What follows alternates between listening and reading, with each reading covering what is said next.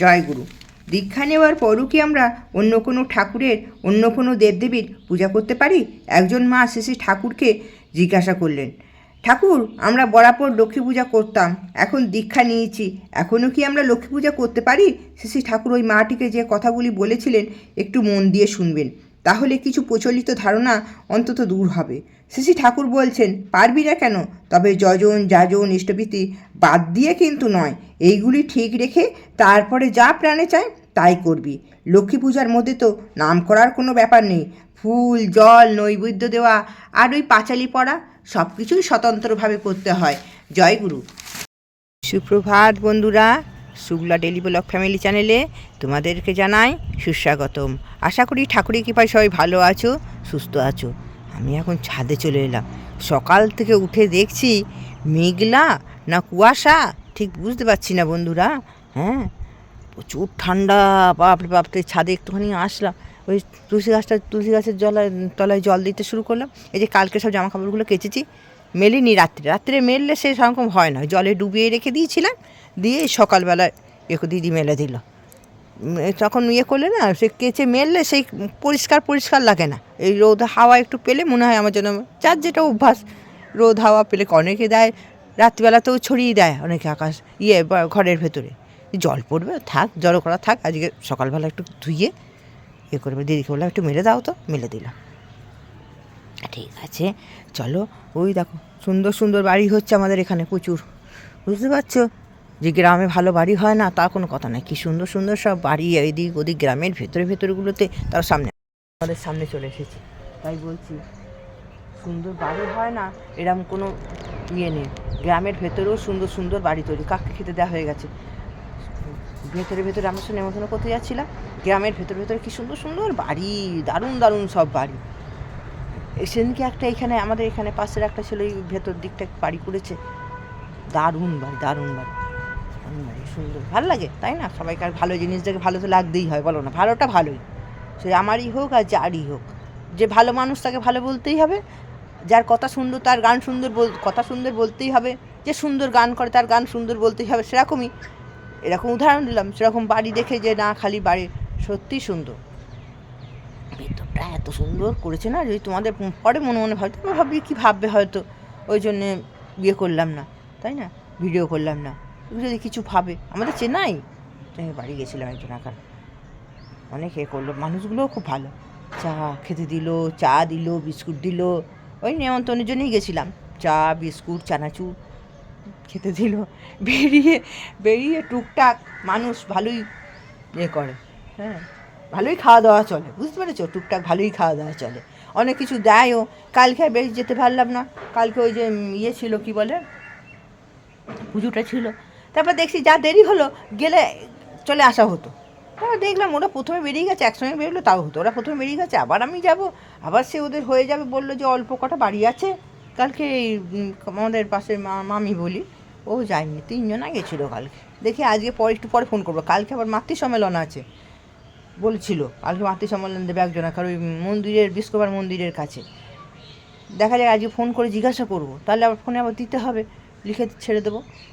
কালকে মাতৃ সম্মেলন হবে কি না একটু জেনে নেবো ভালো করে।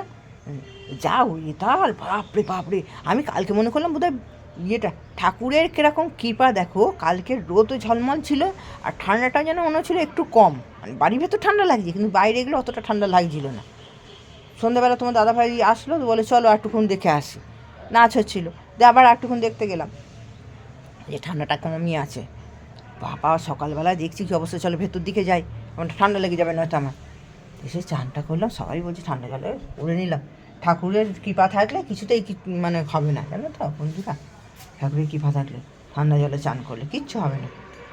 ঠিক আছে, চলো সারাদিন আজকে কী দেখাতে পারি। ও আজকে হচ্ছে রবিবার, আজকে শুভ রবিবার, আজকে ছুটির দিন সবাইকার। কিন্তু ওই যে বললাম আমাদের ছুটি নেই, তোমার দাদাভাইয়ের ছুটি নেই। যারা চাকরি করে তাদের মাত্র হয়তো ছুটি পায়। অনেক চাকরি ক্ষেত্রে আবার কোম্পানির চাকরি আছে, রবিবারে ছুটি থাকে না, মানে সপ্তাহে যে কোনো একদিন ছুটি দিয়ে দেবে, রবিবারে কাজ করতে হবে, এরকমও আছে অনেক।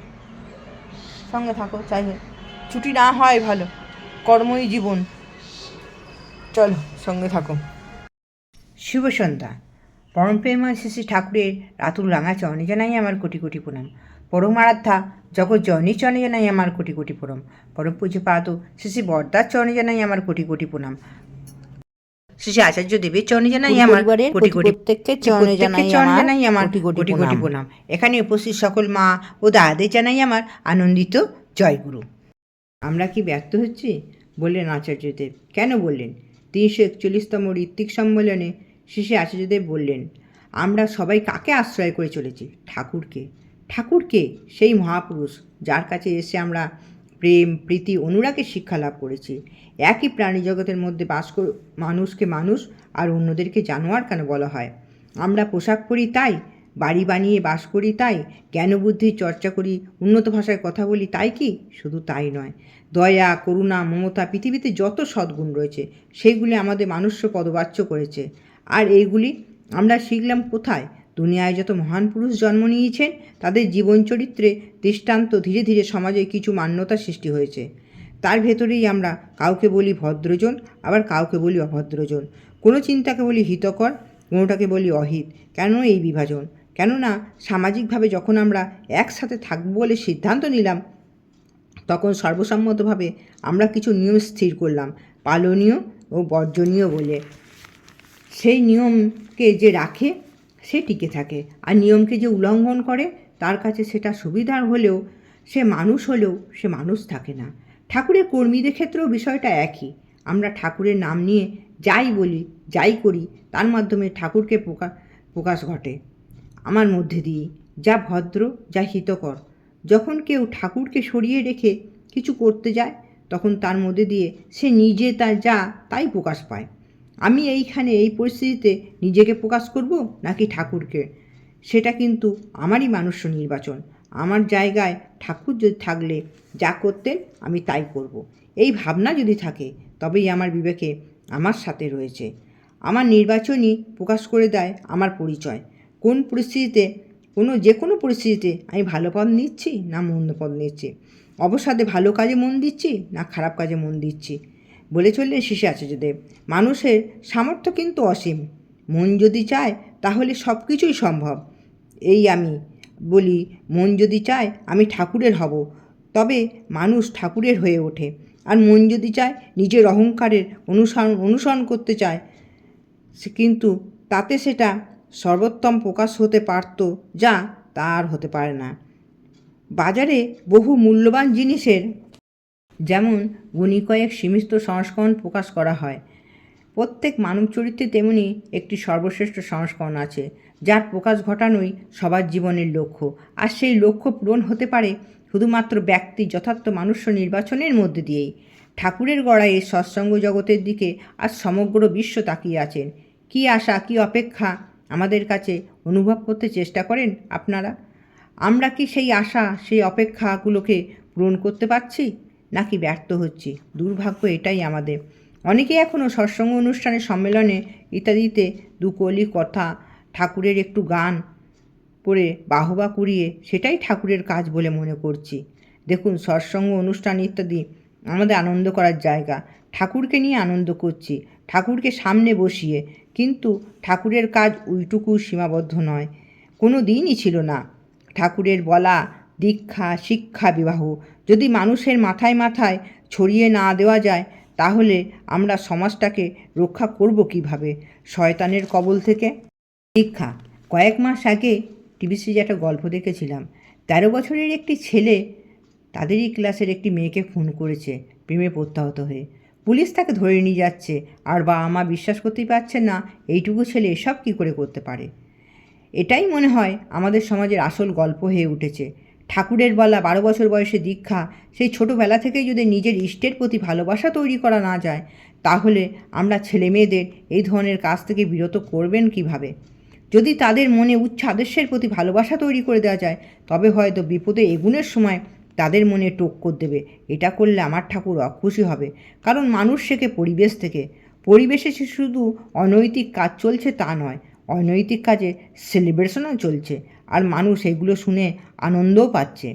মানুষের অবসর যাপনের উপকরণ হয়ে উঠেছে রিলস, ইনস্টাগ্রাম আর তাদের তৈরি উদ্ভট থিওরি। ছোট বয়স থেকেই মানুষ এইসব শিখছে। শুধু ছোট কেন, বড়রাও এইগুলি নর্মাল কাজের প্রেশার যখন বেড়ে যাচ্ছে, সেখান থেকে অবসর পেলেই নাকি তাদের ছুটে যেতে হচ্ছে খারাপ কাজ করতে, নেশা, ফুর্তি ইত্যাদি ইত্যাদি। অথচ সেই সময়টাই মানুষ কিছু ভালো কাজ করলে, ভালো কোনো কাজের সাথে যুক্ত থেকে সমৃদ্ধি করতে পারত নিজেকে। কেউ কেউ আবার বলবে, আমি করছি তাতে তোর কি? ভাইরে, মাঠে কেউ হাগলে গন্ধটা তো আশেপাশে ছড়ায়। তুই সমাজে অনৈতিক কাজ করলে ক্ষতিটা তো সমাজেরই হচ্ছে। আবার কেউ বলবে, ওরা ভালো আছে, নাইট ক্লাবে যাচ্ছে, এই করছে ওই করছে, আমরা করলেই কী ক্ষতি? মানুষ শুধু আলোক ঝকমকানিটাই দেখে, ঝকমকে চোখ ধাঁধিয়ে যায়। তাই লাইফস্টাইলের ডার্ক সাইডটা আর কেউ দেখতে পাচ্ছে না। কাউকে তোয়াক্কা না করে নিজের মতন করে নিজের স্বার্থে বাঁচা। কিন্তু তার কারণে মেন্টাল ডিপ্রেশন, হার্ট যে কত বেড়ে চলেছে তার খবর কেউ রাখে না একবারও। ছেলেমেয়েরা একটু বড় হলেই বাবা মায়ের কাছ থেকে আলাদা হয়ে যেতে চাইছে, ভাবছে নিজের মতন করে যা খুশি করব, লাইফস্টাইল আর খুশি এলোমেলো জীবন চলনে চলবো। কতজন নিজেকে গুলি করছে, ফ্যামিলিকে গুলি করে মারছে, স্কুলের সহপাঠী, ছাত্র, শিক্ষকদের মারছে, তার ডাটা একবার কেউ খোঁজ নিয়ে দেখেছেন? শিক্ষা শিক্ষা তো সেই ছোট্টবেলা থেকে কিশোর বয়সের মধ্যেই হয়ে যায়। এত দামি দামি স্কুল কলেজ তৈরি হচ্ছে, শিক্ষাও হচ্ছে, কিন্তু শিক্ষা মানে কি পড়াশুনো করে একটা উপার্জন করা আর স্বাধীনভাবে বিবেকহীনভাবে জীবনযাপন কাটানো? শিক্ষা মূল তখনই হয় যখন সেটাকে ভালো উদ্দেশ্যে লাগানো হয়। বিবাহ, আমরা পশুদের যখন ব্রিডিং করি সেই সময় চিন্তা করি কার সাথে কার যুক্ত করলে ভালো বাচ্চা হবে, সেটা চিন্তা করি।